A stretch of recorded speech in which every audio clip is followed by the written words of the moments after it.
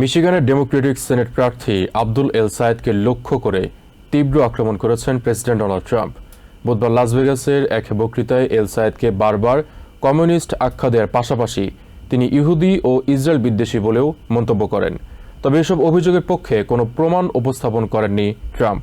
একই সঙ্গে নভেম্বরের নির্বাচনে রিপাবলিকান মাইক রজার্সের কাছে এল সায়েদ পরাজিত হবেন বলেও পূর্বাভাস দেন তিনি।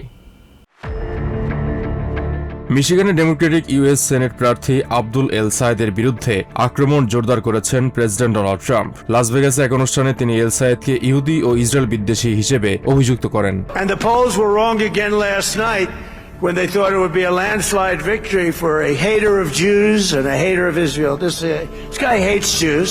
ট্রাম্প বলেন, মিশিগানের প্রাইমারি নিয়ে জরিপে আবারও ভুল পূর্বাভাস দেওয়া হয়েছিল। তিনি দাবি করেন এল সায়েদ ইহুদি জনগোষ্ঠী ও ইসরায়েলকে ঘৃণা করেন। তবে এই গুরুতর অভিযোগের পক্ষে কোনো প্রমাণ দেননি Trump.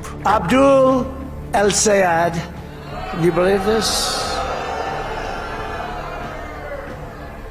This could only happen to me. Abdul El Sayed, lovely gentleman. মিশিগানের নির্বাচনী ফল নিয়ে ট্রাম্প বলেন, প্রাইমারির লড়াই শেষ পর্যন্ত অত্যন্ত কাছাকাছি হয়েছিল। সংবাদ মাধ্যমের জরিপে এল সায়েদের বড় ব্যবধানের জয়ের পূর্বাভাস দেওয়া হলেও বাস্তবে তিনি প্রায় হেরে যাচ্ছিলেন বলে মন্তব্য করেন ট্রাম্প। একই সঙ্গে নভেম্বরের সাধারণ নির্বাচনে রিপাবলিকান প্রার্থী মাইক রজার্সের কাছে এল সায়েদ পরাজিত হবেন বলে দাবি করেন তিনি।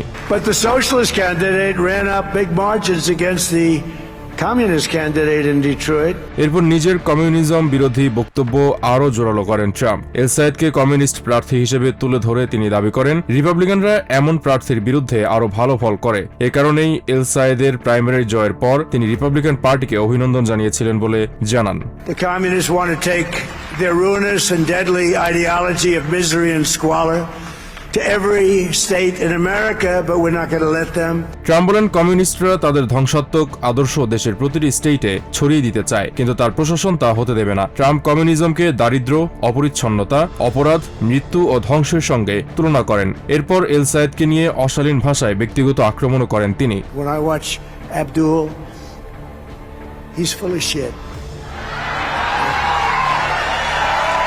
41 বছর বয়সী চিকিৎসক এল সায়েদ মঙ্গলবার মিশিগানের ডেমোক্রেটিক সেনেট প্রাইমারিতে হেইলি স্টিভেন্সকে হারিয়ে দলের মনোনয়ন নিশ্চিত করেন। নভেম্বরের নির্বাচনে তার প্রতিদ্বন্দ্বী হবেন রিপাবলিকান মাইক রজার্স। সেনেটের নিয়ন্ত্রণ ফিরে পাওয়ার ডেমোক্রেটিক প্রচেষ্টায় মিশিগানের এই আসনকে অত্যন্ত গুরুত্বপূর্ণ হিসেবে দেখা হচ্ছে।